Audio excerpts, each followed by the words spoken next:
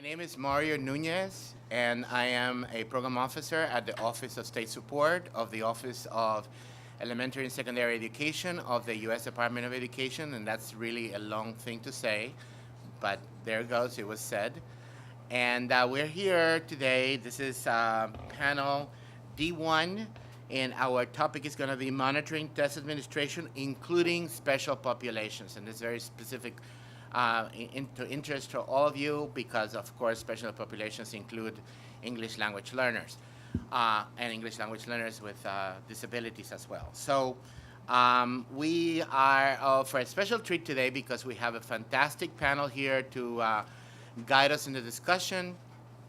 And by the way, this is not us just asking, just us speaking up here, but we're going to ask questions. We will solicit opinions and comments from you, so it is going to be totally interactive. Feel free to do so. A couple of things that I want to get out of the way before we start is that there is a microphone right there. Can everybody just stop what you're doing and look at the microphone? That is a microphone.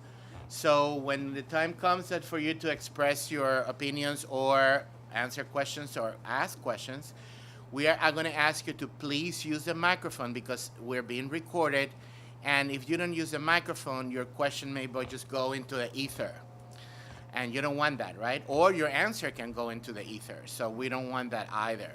Also, when you are going to make a comment or a question, please identify yourselves so we know, sometimes, the camera's going to be looking this way, then you're not going to be in the camera, but at least we'll know if you are from a publisher or you're from a state or a peer reviewer or, just identifying your name and what you're representing. So that will be very helpful for all of us as well. So anyway, I'm here, like I said, with a fantastic panel. I am going to tell you a little bit about the panel in a minute, but I would like first to give you a very brief description of the session today.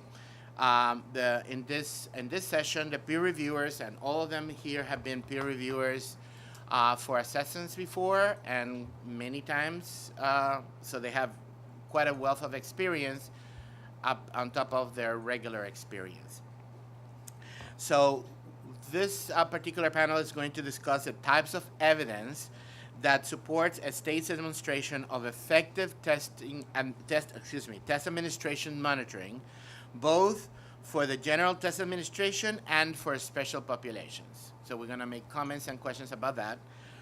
And also, they're going to address the multiple types of evidence that can demonstrate monitoring and as well as suggestions for ways that states can better capture evidence of the monitoring that does take place. Sometimes the states are doing the monitoring, but maybe something is happening in translation that you're not capturing that information, or there are ways in which this challenge can be improved. This session specifically addresses critical elements 2.4 and 5.4 of the guide. And if you want to, you all have a copy of the guide. So element 2.3 is on page 40 of the guide, and element 5.4 is a little farther down. I just didn't get the page number, but I'm sure that you can find them. One I'm going to do now is I'm going to tell you a little bit about each of our presenters, and we're going to get into the discussion itself. So, to my immediate left, and I always have to think about it because I'm a lefty, so I always get confused when the left and my right, is Dan Farley. And Dan is the Director of Assessment of the Oregon Department of Education. His areas of expertise include large-scale assessment, alternate assessment, accommodations, and accountability. His research is focused on growth models for students with significant cognitive disabilities. Oh, that's great. You should be in this panel. Growth happened. Yes. Dan is excited to be helping Oregon work on supporting the development of formative assessment practices as that work promises to have a lasting and positive impact on student knowledge and skill development. So please give a welcome to Dan. Thank you. All right, so immediately to the left of Dan, again, I have to think about it because I'm on the lefty, is Sharon Hall. So Dr. Sharon Hall has worked at the federal, state, and district levels. Most recently, she was the director of summative assessment systems for the National Center and State Collaborative General Supervision Enhancement Grant. So she's had that dual role, working in collaboration with 24 states and 5 organizational partners to develop an alternate assessment based on the alternate achievement standards. They, as you know, that they're called the AAS, aligned with college and career-ready standards. At the United States Department of Education, her work has focused on the technical quality of state assessments and accountability systems. And Montgomery County Public Schools in Maryland, which, by the way, I live in Montgomery County Public Schools. No, I don't live in Montgomery County Public Schools. I live in Montgomery County, Maryland. She served as supervisor of a special education instruction pre-K to 12, as a staff development specialist, and a classroom teacher in both general and special education in elementary and secondary schools. So Sharon has a full spectrum. She has co-authored book chapters, written journal articles, test administration manuals, professional development modules, university courses, and curriculum for students with disabilities. Dr. Hall received her doctoral degree in special education from the George Washington University. So give a warm welcome to Dr. Hall. And immediately to the left of Dr. Hall, not the last, not the least, but the first, counting from here, from that side, I am the last, it's Dr. Tammy Howard. And Tammy is very special. Tammy comes from the Department of Education of North Carolina, and she's there the Director of Accountability Services for the North Carolina Department of Public Instruction. Tammy oversees the development and administration of statewide assessment programs and the accountability and reporting system. With 20 years of experience, Dr. Howard had been involved with assessment development, delivery, and administration. She has submitted 2 editions of the North Carolina Assessments for peer review, and Dr. Howard is looking forward, or Tammy is looking forward, to this meeting and the opportunity to collaborate and learn from others' experiences. So far so good, right? You've been collaborating and you've been experiencing with other of your peers, right? So I had the opportunity to work on one of our peer assessments with peer reviews of assessments with Tammy, and she's a pleasure to work with. So that is, ladies and gentlemen, and please a warm welcome also to Dr. Tammy Howard. So we're going to go into the meat of the matter, which is the actual discussion on the topic at hand, which is the monitoring test administration, including special populations. I'm going to make a little bit of a caveat here because critical element 2.4, which is a critical element that is obviously, you can see it in the guide, it's actually one of the, a couple, I would say maybe 3 or 4 critical elements that the peer reviewers don't review. It's actually reviewed by the Department of Education staff. So I am the Department of Education staff. So I'm just going to tell you very briefly what that critical element is, and I'm going to provide a couple of examples for you to what constitutes good evidence for that particular critical element. But they're going, throughout their discussion, because they are sort of inseparable, you cannot really separate the context of critical element 2.4 and 4.7. It's really kind of like go hand in hand. The panel is also going to address examples and ask also for input from you on what you think are good practices and good evidence for that particular critical element as well. So I'm just going to be just very, very short on that. So The critical element 2.3. Yes. No, that's not it. 2.4. So what did I say? My bad. All right. So let me go to 2.4. Here we go. Monitoring test administration. All right. So critical element 2.4. It reads as follows. The state adequately monitors the administration of its state assessments to ensure that standardized test administration procedures are implemented with fidelity across districts and schools. Monitoring of test administration should be demonstrated for all assessments in the state system. That means the general assessment, the general ELP assessment, and both the alternate assessment for the general assessment and the alternate assessments for the ELP assessment. So some examples of evidence that will be great for you guys to submit as a state to support this particular critical element would be, for example, a brief description of the state's approach to monitoring test administration. For example, how do you conduct monitoring, how the SEA, the state conducts the monitoring themselves, in other words, the SEA staff. How do you, or if you do it through regional centers, or is it that it's conducted by districts with support from the state, or any combination of those things, or any other approach that the state may have. Also, existing written documentation on what are the state's procedures for monitoring test administration across the state. For example, strategies for selection of districts. How do you select which districts you're going to actually monitor? What is the cycle for this selection? As you do it every 3 years, you do it every year, you do it every 5 years. When you actually go through a cycle of choosing the districts. Training and monitoring that you conduct as a state to train the districts to conduct this monitoring, if that is the case, or the personnel that is selected at the state level, or if you subcontract, and all these people have to be trained and monitored to see if that training is being administered with fidelity.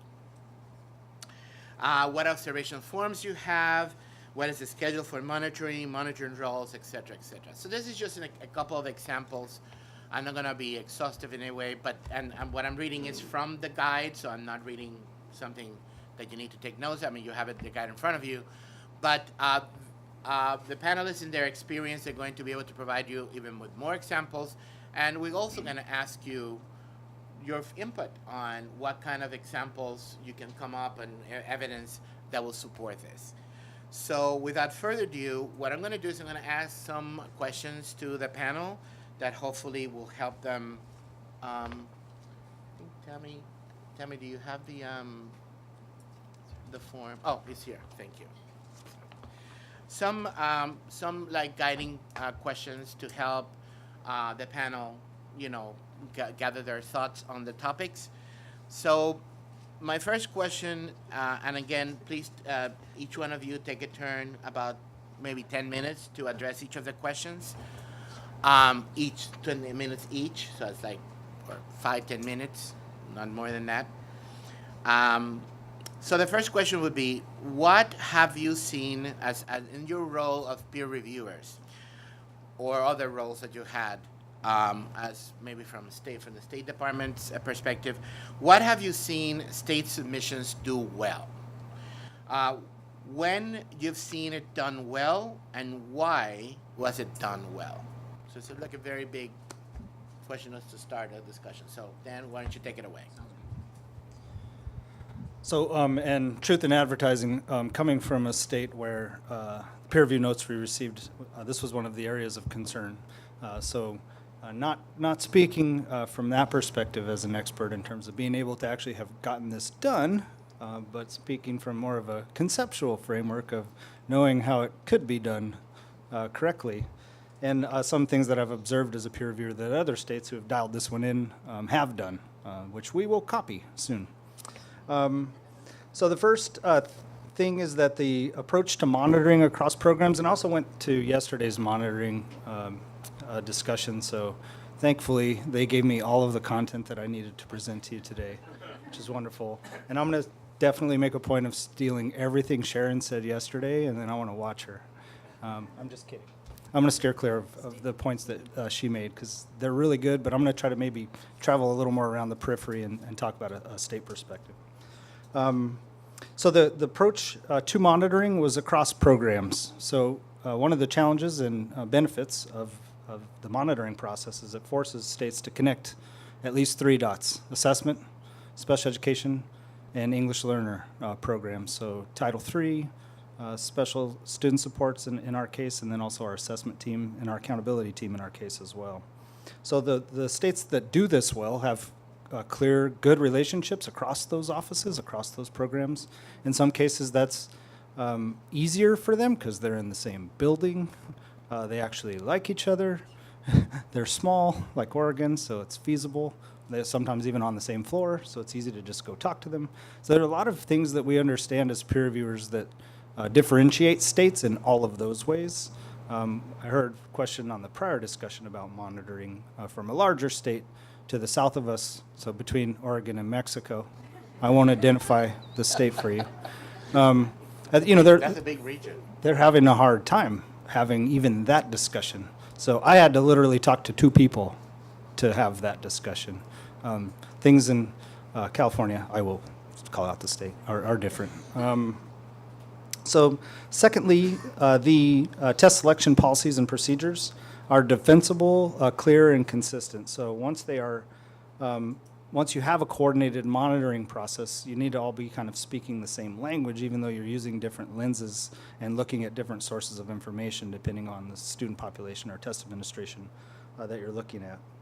A comprehensive test administration manual. Again, we've talked a lot about all of the guidance documents, policies, manuals as being comprehensive, and another aspect of them is centralized. One of the clear things that became clear to me when I started doing work like this in 2004 is there was a lot of misunderstanding and we were all using terms crosswise. So the first thing you need to do is be speaking the same language. And some of our language within those bins, so special education has their own unique jargon, assessment has obviously their own unique jargon. The word significant means something different to me now, with that hat on, of course. And then English learners have their own kind of jargonese. So we all have to first make sure that we're actually talking about the same thing when we do this collaboration. So one of the ways is bringing teams to meetings like this.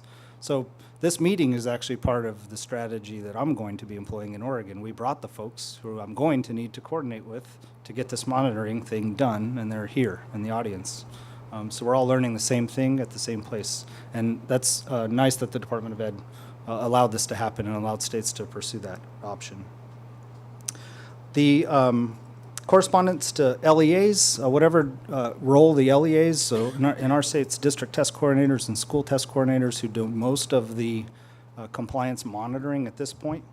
So we're giving them clear direction and training about what they need to be looking for, and then how they should report it, when they should report it, and to whom they should report it. And then, of course, on the state side, you have to have ways of documenting what was reported and documenting what the outcomes were.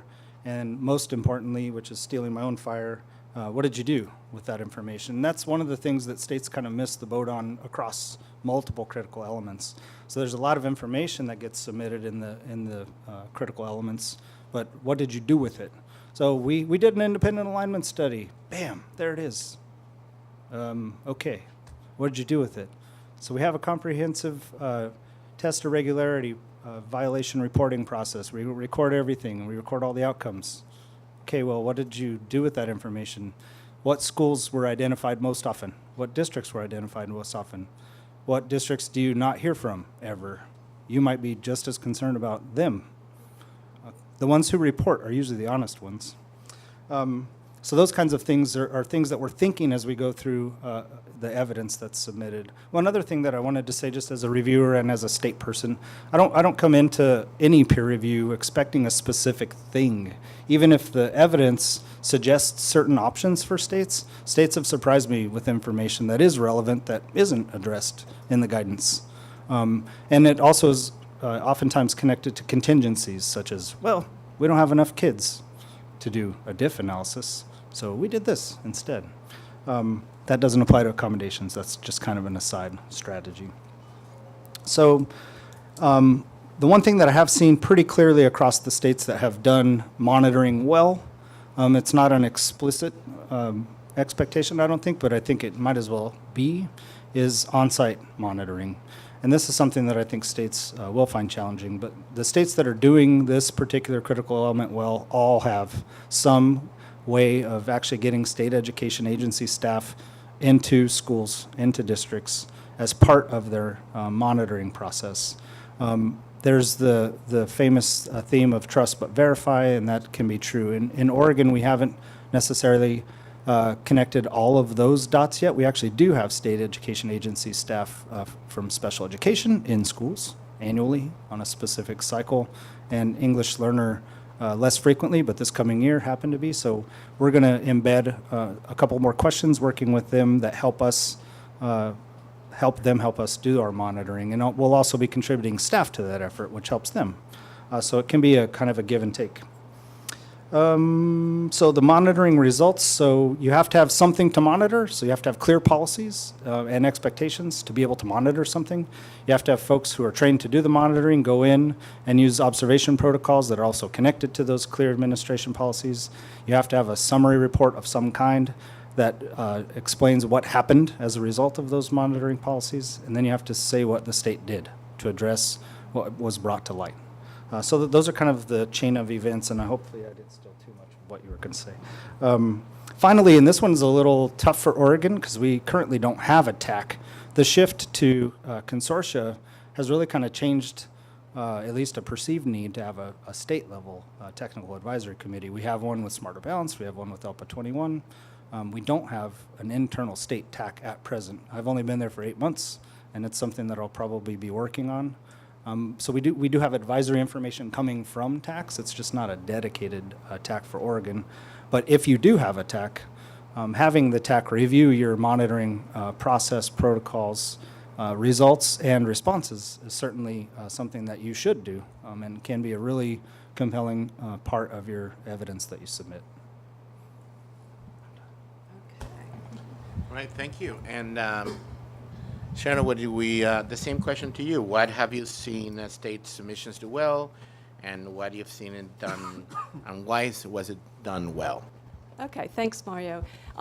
Dan said it all. I'm going to put it in a different framework, and I'm going to call that what I see that's helpful and helps me know that what needs to be there is in fact there, is looking at the framework, what do states do before the assessment, during the assessment as far as monitoring, and then after the assessment or post hoc as far as monitoring.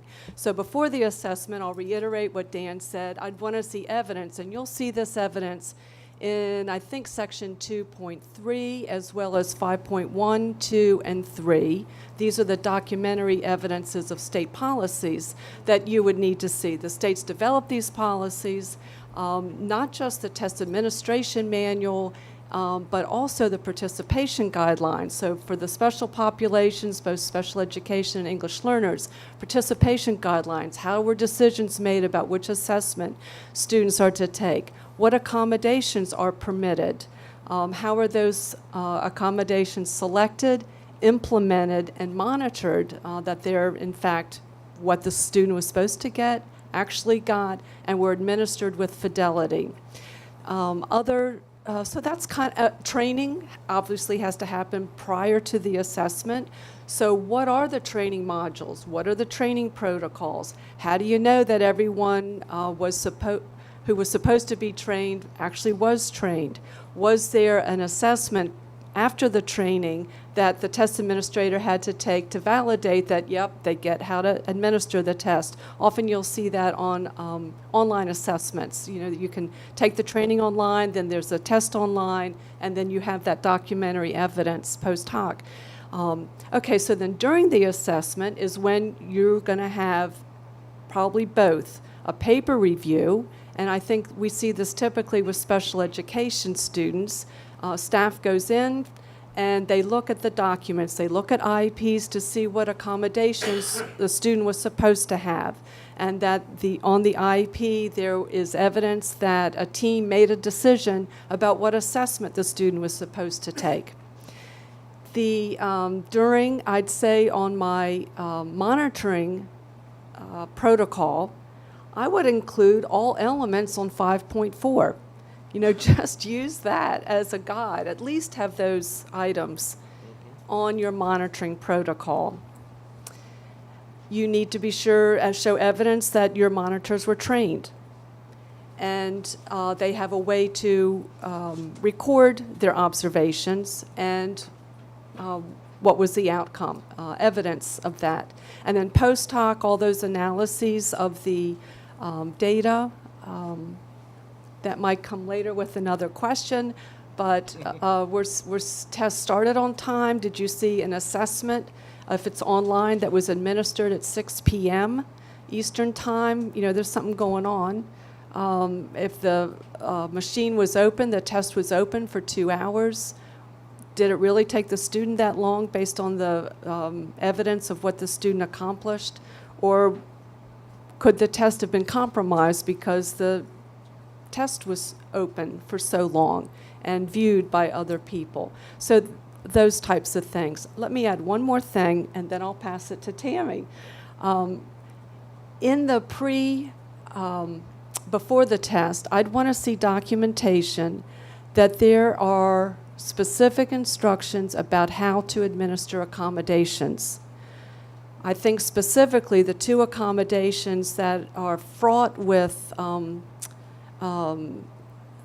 the capacity to administer them improperly, such that they invalidate the results of the assessment, are the read aloud and the scribe assessment. So I'd want to see clear direction. How do you administer a read aloud assessment? And it should be a page long. There are real rules to do that, because you don't want the test administrator to signal the correct response. We've seen evidence of that, and you want people on site observing that. Also, how to scribe, keeping in mind that students with significant cognitive disabilities often use assistive technologies. And so how do you observe for those types of things? Were those used properly? The scribe would be for the selected response items, constructed response items, online items, as well as paper pencil. So I'll stop there. Thank you. And Tammy, just the same question. Oh, absolutely. And you want to hear it the third time, right? So again, coming at it from a different angle a little bit. In looking at the peer review submissions, and if you look at the requirements, the word procedures comes up so many times, and both of what Dan said and what Sharon said really comes back to procedures. And I really like the way Sharon framed it with before, during, and after. And I would just add to that to think of monitoring through the lens of having a plan, having your processes and the procedures, and then the summary. And so a strong peer review submission will hit upon all of those, and that just kind of gives it a frame and a structure, not just for the peer review submission, but also for what happens in the state, because really a peer review submission is a reflection of what happens. And I think as peer reviewers, that's what we can see. Because when there isn't a plan, when there isn't a process, when there isn't a summary, okay, thank you. When there isn't a plan, when there isn't a summary, when there isn't a process, then that comes very clearly through. And I think then you see not only these pieces missing, but there's lack of coherence. And the states that are doing this well, I know in North Carolina, I would hesitate to say we're doing it well, but I guess we did it well enough at this point in time is what I would say. We're continually working on it, and it really has come back to a plan, and a plan that is looking far into the future, not just for a cycle. We've also spent time with our internal auditors, which I would suggest, because they're the ones who really know how to do auditing and monitoring from that perspective. And one of the things that they shared with us that I think would be important in reviewing peer review evidence is not just are we doing the monitoring, but how are we deciding who we're actually going to monitor. And I think Sharon touched upon this in looking at the data. I think you said that, didn't you? Looking at the data from the administration, from who is using more accommodations than perhaps would be expected, who is having more testing irregularities than would happen to be expected. We do have an online testing irregularity system, and so, you can monitor that and then say to yourself, put them on the list that we're definitely going to monitor them this next year to go back and see what is going on there. And if you do have a monitoring visit, it also should be in the plan that if it doesn't go well or if you see something that alarms you, then you're going to go back next year as well. And once that word travels around the state, then I think, that will have a good outcome across the state. And knowing that not only are we looking, it's not just a perfunctory check, it's actually going back and spending some time and making sure that things are followed and cleared up. One of the things that our internal auditors share with us, because we also audit graduation rate, we monitor that the denominator, students removed from the denominator have the appropriate evidence. And our internal auditor shared with us that we shouldn't just be looking at those with even random. So we were going to just do random. And they said, well, that's okay, but you need within a certain period of time to go across all of the schools in the state.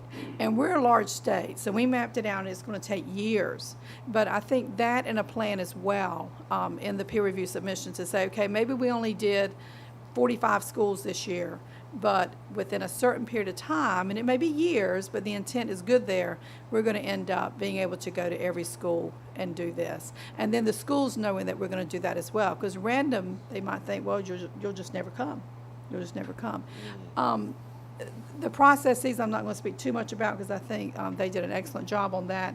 The summary I think is real important. Looking for that, and it's one of the bullets says, so a summary. And to me, a summary is, okay, so then what are we going to do? What did we learn from this monitoring? How is that then going to change what we do in our training materials? How are we going to then make sure that everyone understands what we're seeing is being missed? How are we going to share that information? Not just file the checklist and put them away, but how are we actually going to communicate better with the field so over time we can see improvement. And that is something that we're working on as well, again, and particularly with accommodations. What we then have is conversations with our exceptional children's team of what we're seeing, what they're seeing, and where there needs to be some more conversations about where accommodations may not be used appropriately or being used too extensively with some students. So we're monitoring that as well. With graduation, which isn't related to this, we are this year for the first time, we're actually doing our monitoring for it, which is really auditing, before we release our graduation rate. And if we find errors in those schools, those students have to go back into the denominator. Unfortunately, with monitoring on test administrations, other than if you see something egregious, you need to declare a misadministration, there's not really a way to recoup that. But if we ever think of one, we'll be sure to share it, because that would be very powerful, I think, so that it's not just showing up.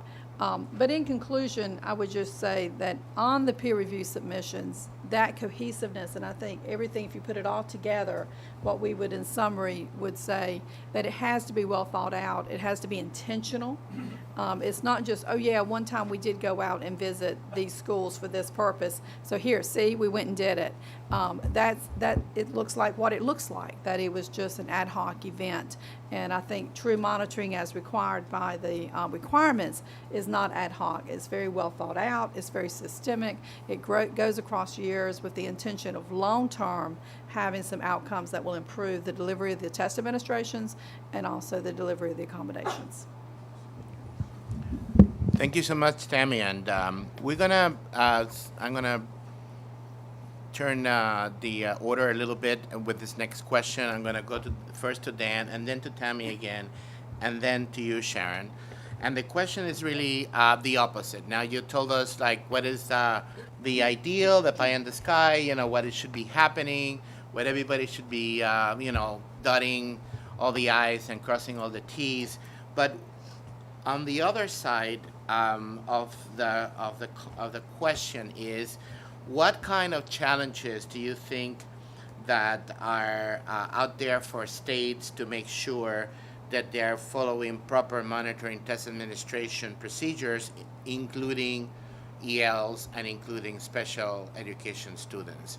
So think of the things that, Tammy mentioned that they're a big state, and then they have all these districts that they have to cover, and it may take them years.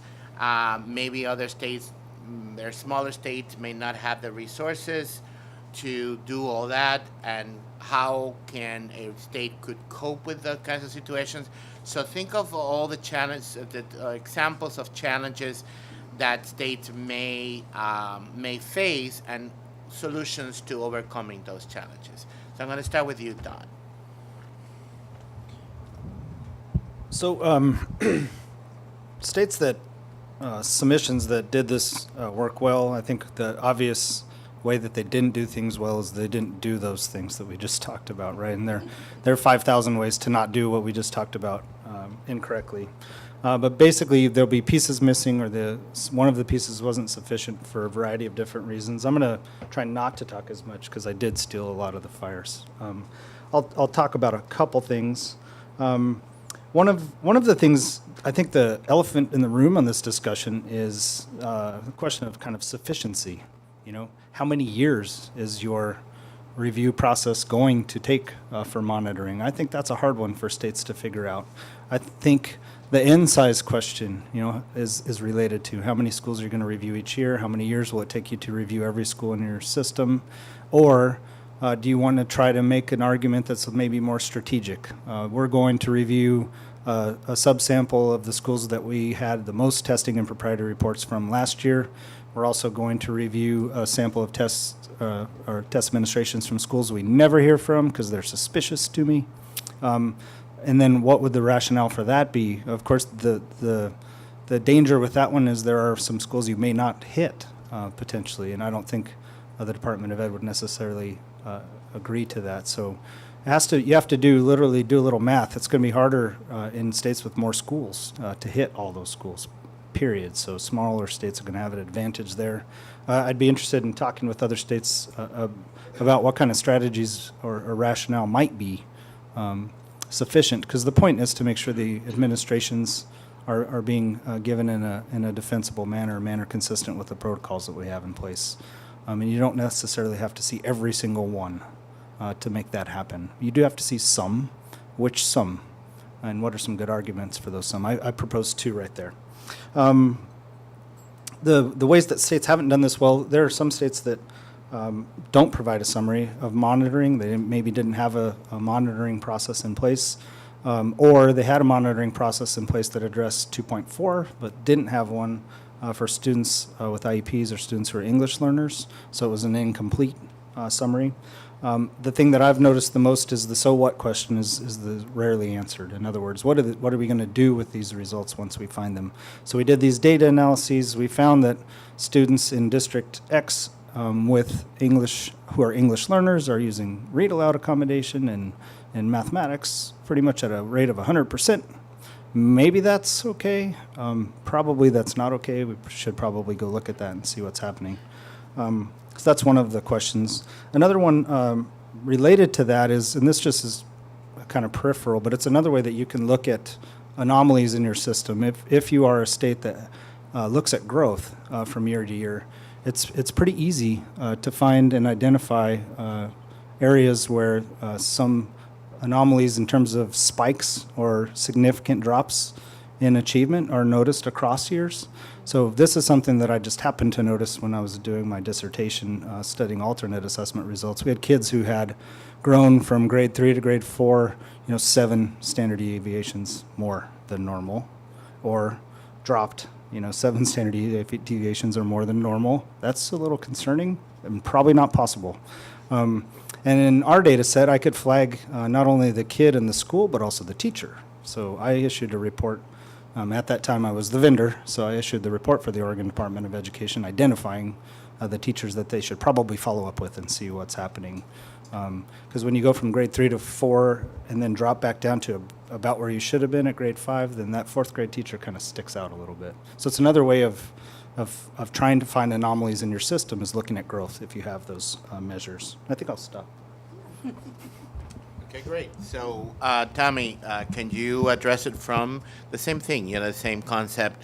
What kind of challenges do you think both from the state perspective and from a peer reviewer, have you seen that there are challenges that states have that, and what kind of solutions they could bring in, what kind of things in place, and the evidence that will support those solutions? Right. So I think that we all would agree that the biggest challenge is just the capacity to do it. I think the second challenge is to stop and make ourselves do it. And I'll share at the outset that we have in place monitoring of our alternate assessment, and it goes back several years where we go out and actually monitor some alternate assessment administrations. Well, we had a change in a staff person. And all of a sudden, we turn around one day and we say, okay, when is the alternate assessment monitoring taking place? Well, it had fallen off. And my, scientific term for that is drift. And I don't know about your offices, but it happens in our office more frequently than I would like to admit. But it's when we, really assign something to one person and then they leave, and then everyone else just doesn't do it. So having a system that is ingrained, and I think the question was asked about what I heard, I'm not sure who said it, but what I kind of heard was, do we just do this for peer review, or do we do this ongoing every year? And I think for it to be sustainable, both in the state, so that the state, the schools and the districts have an understanding of it, have an appreciation of it, and the end result is that we want them to do better at what they are to do by knowing that we're coming to check. It really has to be over time, but that's very challenging from a capacity standpoint. And like I said, we had one person leave and one of ours fell off. We quickly got it back on the rails, but what if no one had looked around and said, oh, wait a minute, what happened to that process? So, I think what we look for, though, is a true intent and effort to have, again, going back to a plan, some processes, and a summary. It's glaring when those are missing, when they're not there, but I do think there's an understanding of the challenge with it. So I think to have some effort. Years ago, we started with some desk monitoring, and we really were going to focus on the desk monitoring. I think we moved beyond that. I think we did that because we realized that really the desk monitoring was not 100% of where we wanted to be or 100% of the expectation. So I think when we, as peer reviewers look at a peer review submission and it has desk monitoring, that's a good thing. That's a great thing. But I think the entire expectation is more around some on-site monitoring within the capacity of your state. But it also goes back to what I've heard 2 or 3 times today and yesterday, and that is to provide the context on your peer review submission. So perhaps it is a small state that has a small state staff that does not have regional staff, whose exceptional children staff may not want to participate in monitoring. We actually have some school and district transformation staff in our state that are regionally based, and we went to them a couple of years ago and said, we'd love to have you help us do our monitoring visits. And they very quickly told us they did not want to do it because they want to be seen as those who are coming in to help and assist. They want to have a collaborative relationship, and of course, we all know testing and accountability oftentimes is not perceived in that way, and so they did not want to participate. Now, we do collaborate with our exceptional children's team in the agency and our English learners team in the agency and our curriculum team, and they go with us on monitoring visits, but that other team did not want to do it. But to explain that context of this is what we're trying to do, and maybe to see it as a continuum of, of where you can start to where you want to end up. And I think the other thing is on the submission is to have a plan for where you want to go. So even though maybe there's no evidence for any visits having occurred, we did do some desktop analysis. We know where the problems are, and we're going to have a plan for how we're going to address those moving forward. I think that would be very helpful. Okay, and then Sharon, same question. Okay. I'm going to answer from more of a peer review perspective, okay? Yes, that's Both great. process and content. So where I've seen states struggle with the process and content of the peer review submission is my perspective. From a process perspective, it's not helpful to the state ultimately when all the evidence for 5.4 is thrown in the second column, without an indicator of what it's telling me. Okay, so you'll notice if you have your document open to 5.4, there are a lot of sub-bullets under there, a lot of open circle bullets. Those are components of evidence that you need to show, and there's a lot of examples of evidence, so use that as a guideline of what you can put there. It's helpful to peers, though, if you deconstruct that critical element, and in that middle column put headers associated with each bullet, and then say, so one under 5.4, I think, is participation guidelines. So put a header in the second column, participation guidelines, special education students, what document it's in and what page it's on, and do that down the road. That helps us see it. We want to find your evidence, but if it's just all thrown and we don't know what it is it connects to, it makes it harder for us. We'll do the job and look, but sometimes we have 3 states we're reviewing for each cycle, and so the time is constricted. And so do it that way. Do it in an organized way. As far as the content, I'm going to read through a list of things that I've seen provided that aren't helpful or don't. If I see that, I can't recommend that the state has given me evidence that it meets the requirement. So here's one, a monitoring protocol or checklist, but no evidence of implementation. So these folks have said this. I'm saying them from a different perspective.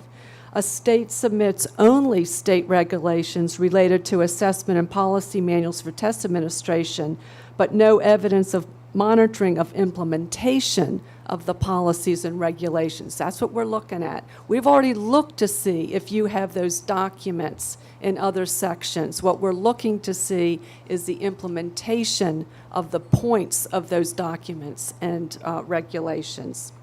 Documents from various test years. That's real confusing, so here's an accommodations manual from 2015, but it's now test year 2018.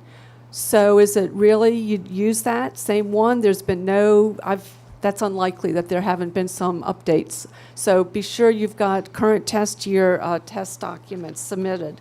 No evidence that training for test administrator on these policies were provided. And then a corollary is no evidence that the monitors were provided training, to be able to know how to monitor, what to look for. A statement, and this is extracted from a submission I had, a statement that, quote, state staff train district staff on assessment monitoring, and state investigates district reports of irregularities related to accommodations and test administration. But there's no evidence of monitoring. Okay, a statement doesn't do it. You need to see the evidence that it really happened. No evidence that monitors actually monitored for the fidelity of administration of accommodations and the test itself. Lack of evidence of a plan for monitoring. Tammy spoke well to that. I think I've said that. And monitoring is only data validation, so only the post hoc rather than the on-site. Lack of evidence that the types of accommodations permissible on the assessment were actually provided to the student. So, it's out of sync with the IEP. So again, that's from the peer reviewer's perspective, both the process of the submission and the content in the submission. Thank you so much, Sharon. That's very, very enlightening, and especially because it comes from the perspective of a peer reviewer, what are the kinds of things that the state may be submitting thinking that they're addressing the critical element, but not completely, or it's missing. So that's really, really useful. I'm going to give you guys one bonus question. I'm going to ask you to take about 2 minutes. So a very short answer to address this. I think it's very important for us to address it. And the question is, what evidence could be gleaned from technology-based assessments that could support critical elements 2.4 and 5.4? So, Tammy, why don't you start? And then each one of you can provide a response to that. Yeah, and we'll just go backwards. So, Just to you know, keep it moving. Okay, so we're really trying to look at our technology-based assessments and identify the data that we can collect from those assessments that we've not really been able to do with paper pencil, you know, and beyond the timing data for all the students, but maybe the timing data for those students who are receiving accommodations, looking at which accommodations are used.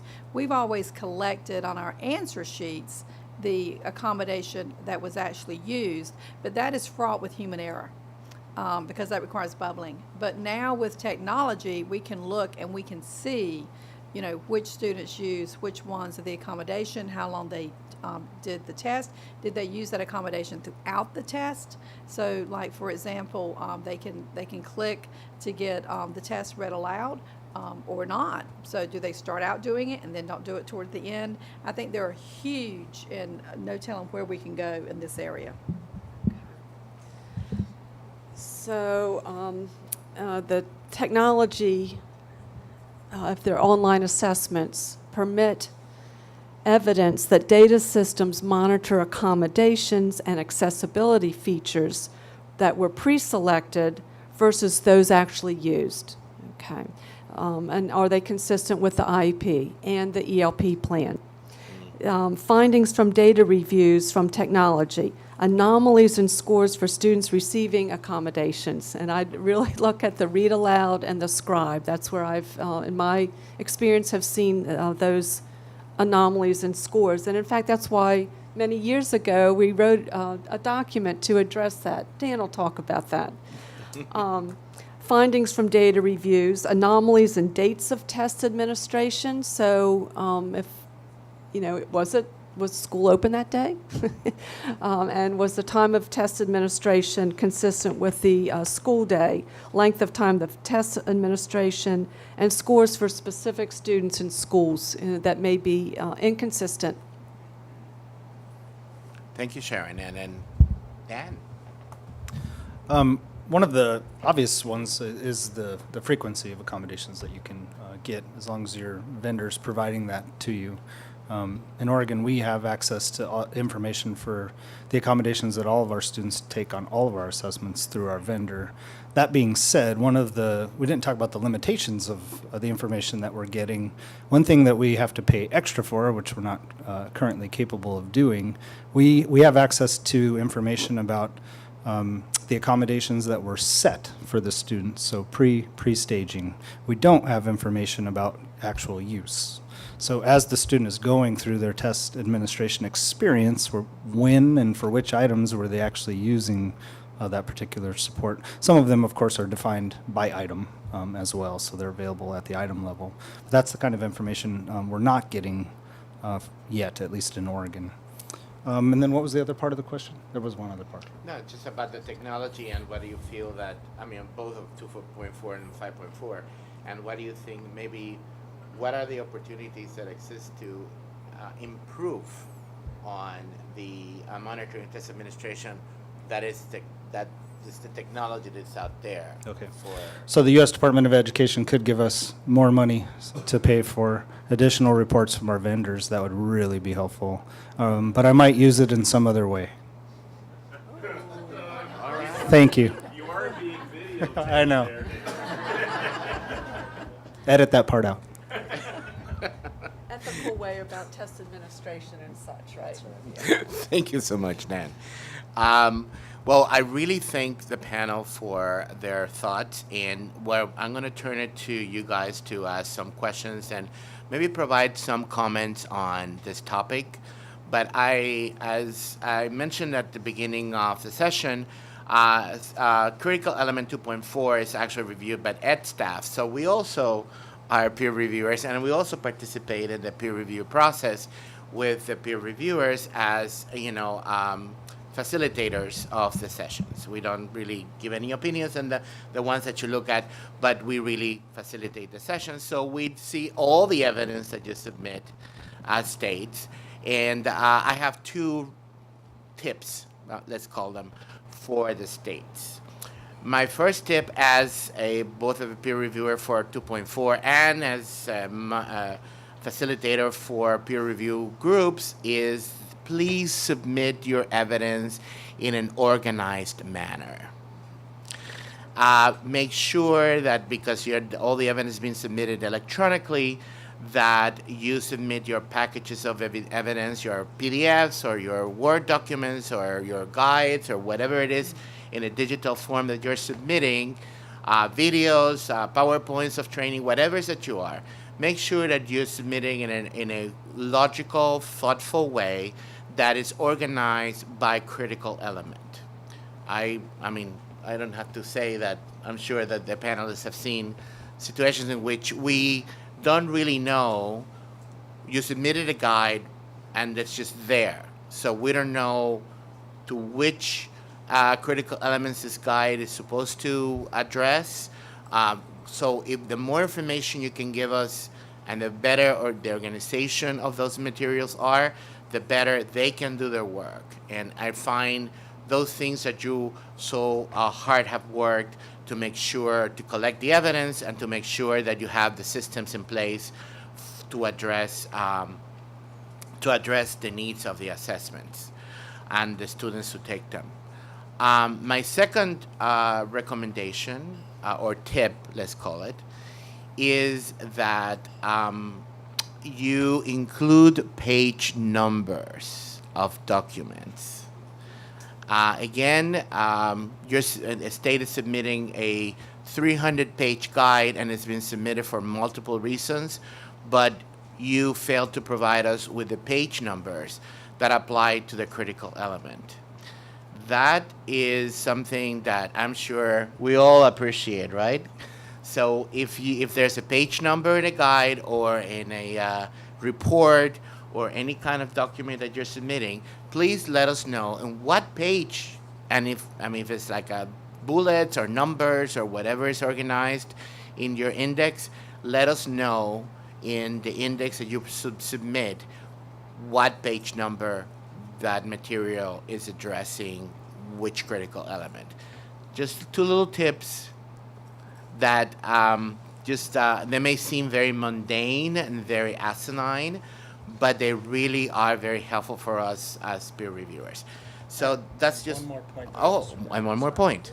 The other aspect that I was supposed to talk about, I'm getting old, so I have steppers, things that you don't remember till you're leaving the building, was one of the challenges that states are facing is connecting the dots between ensuring that the test administration experience for the student doesn't seem novel. And then the way of saying that is that the accommodations that they're getting on the assessment are also the accommodations that they're getting during instruction. That's a little bit tough to monitor unless you happen to be lucky and your state's IEPs are electronic and the accommodations are actually separate, where you have a separate one for statewide assessment and then one for instruction, and hopefully you can just connect the dots. I don't want to go into classrooms and observe teachers teaching necessarily to get that dot connected. So one of the things that I know we wanted to frame is to make this not just asking questions, but if you have recommendations for solutions for states, something that's worked in your state, that'd be part of this discussion today as well. So I think that one's a challenge that we haven't talked sufficiently about yet, really, and I haven't seen evidence of from a state that we've reviewed yet. Fantastic, Dan. Thank you so much. I appreciate that. So what we're going to do now is I'm going to turn it to you and to the panel, so you can ask questions that you feel that they're burning questions that will help you in your process of identifying the resources and the evidence that needs to be submitted for your state submission.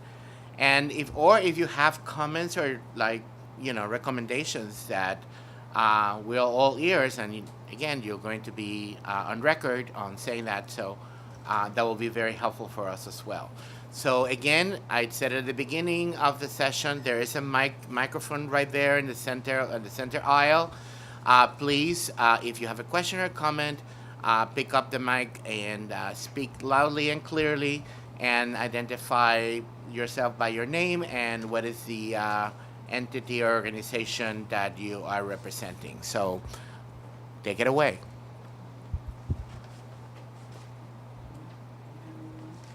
Yeah, if someone can take the mic and just give it to, and then we just can pass it around. maybe it will be a better solution. That's what I was doing yesterday. Thank you.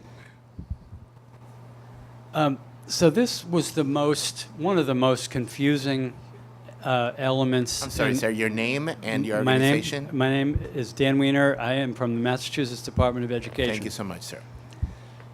This is confusing because it implies that you are looking for people to monitor the actual test administration. And so I'm just checking for understanding here that the intent is not that narrow, that it includes the before, during, and after steps that the panelists mentioned, and that we are not expected, hopefully, to figure out a plan to disseminate our, 10 available people to go to every school and monitor test administration. I know that sounds silly, but it would have been helpful, frankly, if the element had talked about the fact that that you're looking for evidence of a plan, a process for before, during, and after, finding the results or sharing the results of that. Some of that is included here, but I think we had the clear impression that we were looking for ways that we were supposed to enter schools during the test and make sure that teachers were giving the test properly. And so I was looking for evidence from states that, for ways that they had done that, given the limited capacity and resources that states have to do this. We don't want to cause disruption during the test. We don't have access to IEPs if we're sending observers into classrooms. How do you match the IEP for the kid you observed with your monitoring after the fact to make sure they got the accommodation they were supposed to get? It makes little to no sense to us to figure out a way to do that. So some examples for how to do that might have been helpful. Well, I do not think I have all the answers, but I would say that there are different types of monitoring visits. So one monitoring visit would be the test administration.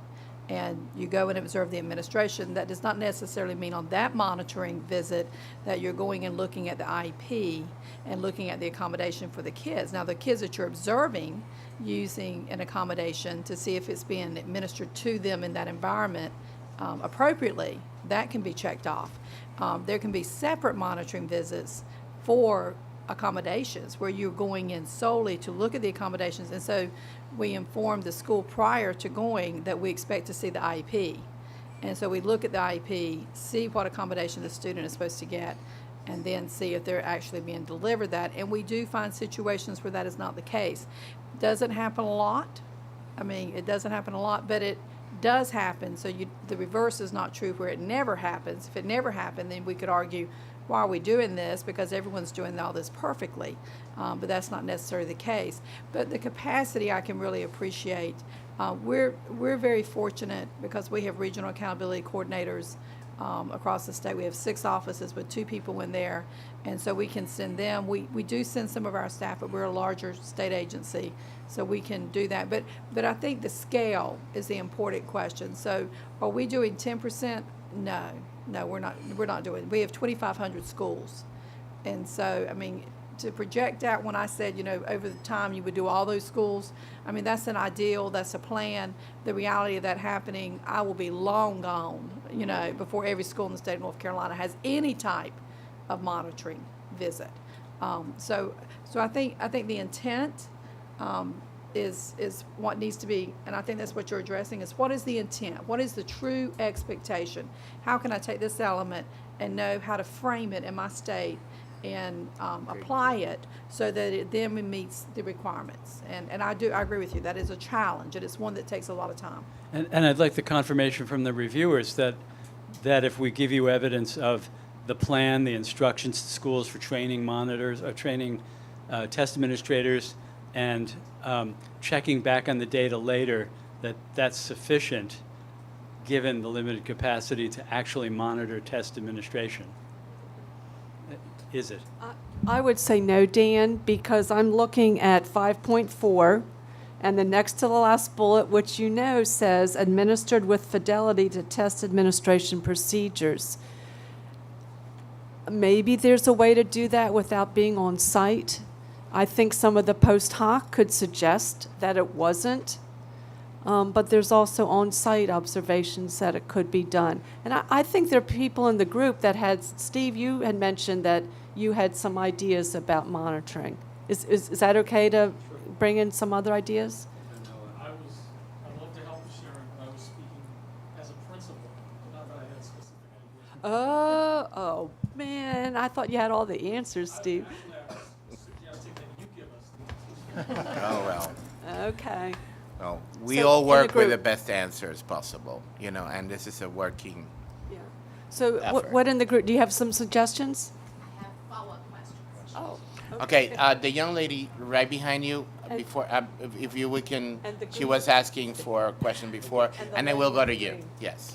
No, the lady in the Thank you, Mario, and the panelists. It's been really helpful. I guess my one of the burning questions I have is because I've heard evidence clearly, provide your evidence, but then to what degree? Meaning not just having a plan like here's our schedule of schools that we plan to monitor.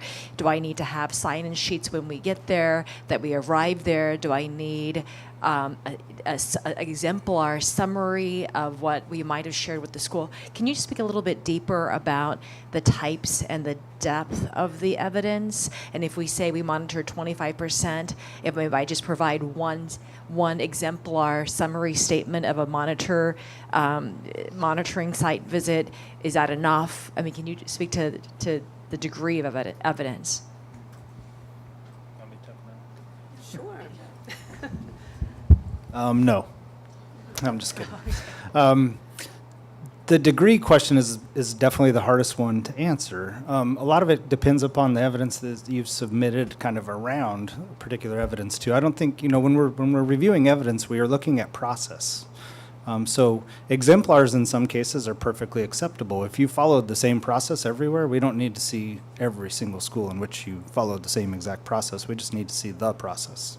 And in terms of the trust but validate, we typically, I don't know of a situation where we would require a state education agency person to submit, like a sign-in sheet from a school that they visited. That's going a little bit above and beyond.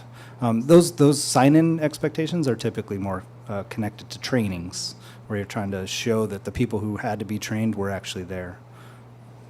So is there a place where we can, for people that are very new to this process or first time, where those exemplar types of evidences are suggested or provided? Look right here on 5.4, page 64. Okay, in this document, On the guide. So it's within the guide. Yes. this guide. Okay, page 54. These, 64, did I say? Yes, I'm 64. thinking 5.4 on 64. Okay, so there are 4 examples of evidence. So these examples of evidence have been curated by the department. They wouldn't have put them there if they weren't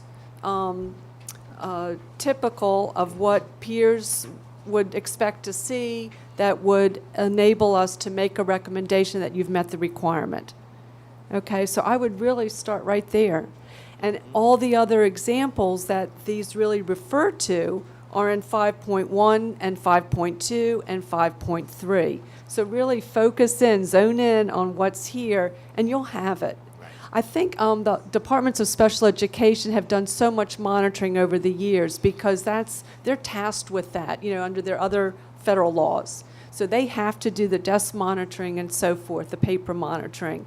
So working in collaboration with them, what are their processes, using their findings, if they're doing the desk monitoring, the paper monitoring, along with your computer monitoring and such, da-da-da-da.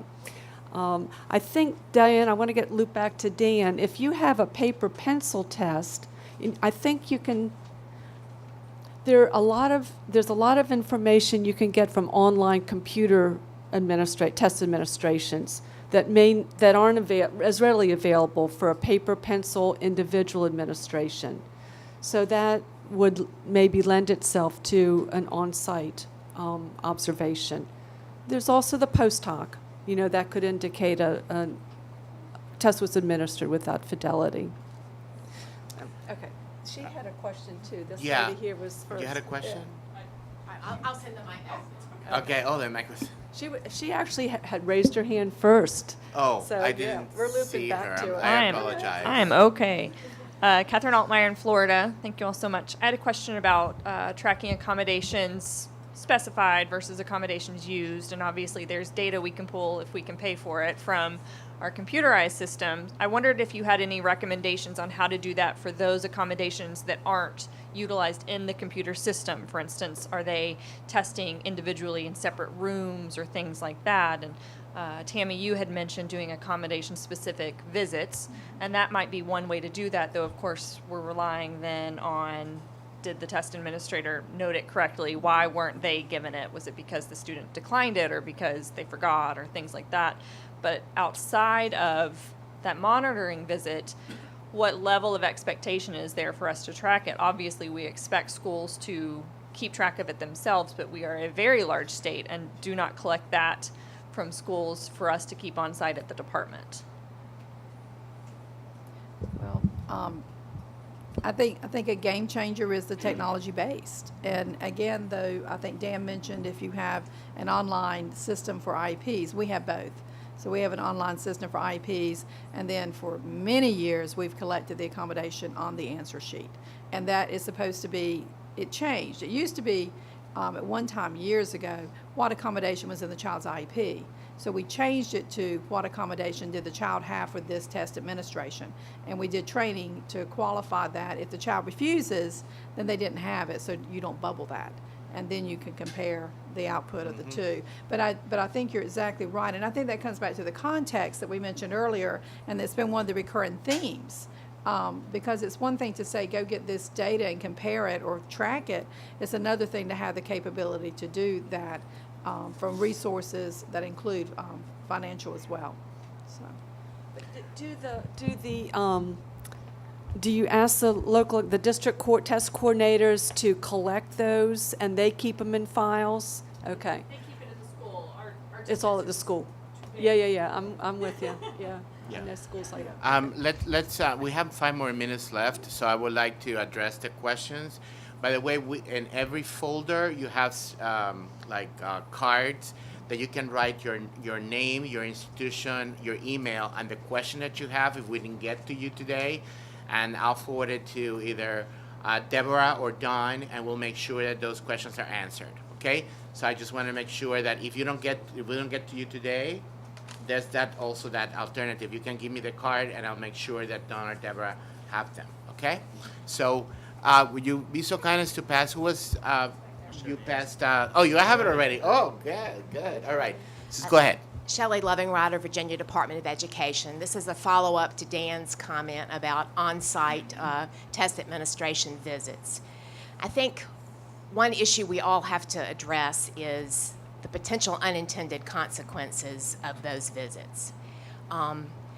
With many of us doing online testing now, our staffs are typically deployed to assist while that is occurring. Long ago, we used to use part-time contracted employees to go into schools and do on-site audits. I would not be in favor of doing that in the current environment. We have to be very careful who we send into schools, and with online testing, it has to be someone who understands what online testing is supposed to look like. Whenever you send someone into a test administration, you run the risk of interfering with that administration in some way if the observer is not properly trained. So I know it would be very helpful to me to hear what other states are doing in this regard. I am in a state where we have no regional personnel, so when we deploy someone to observe, it's someone who's being removed from their usual duties of assisting school districts in actually administering the test. So it would be helpful, it was helpful to hear the peer reviewers' comments, but it would be even more helpful to me to hear how states have solved the problem of the on-site monitoring. It is something we do, but we probably only monitor maybe 10 schools a year because we just don't have the capacity. So more assistance from states who have done this successfully would be most helpful. I think that, yeah, go ahead, Dan. Well, And can you pass the microphone to the gentleman who's typing on the computer? I can see your name, sir, from here. I am severely myopic, so. Steve Ferraro from Measured Progress. Hi, Steve. Hi.